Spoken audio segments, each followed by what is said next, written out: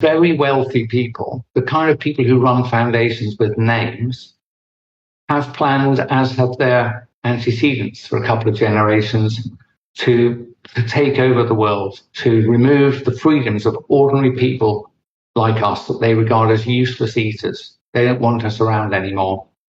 And their intention is to strip us of our freedoms by persuading us that there are very frightening events occurring in the world and we need them to lead us to safety.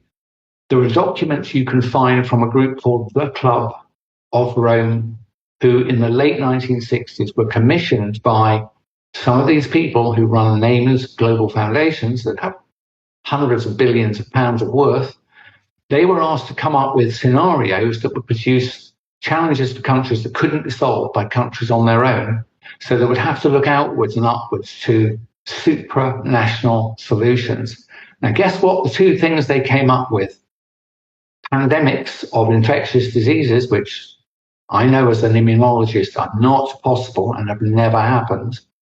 The other thing they said to look out for or plan for were climate change crises. Now, I've done enough research now, ladies and gentlemen. I've spoken to people who have spent as long in climate atmospheric research as I have in pharmaceutical R&D, and they have explained to me, and I understand very well, that there's all of this nonsense about carbon dioxide, global boiling, net zero. It's all a complete scam from the same people who brought you the COVID scam and the dangerous injections. It's the same people.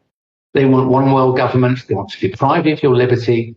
And then I'm afraid I think they will kill us using these injections, because they're going to do it again.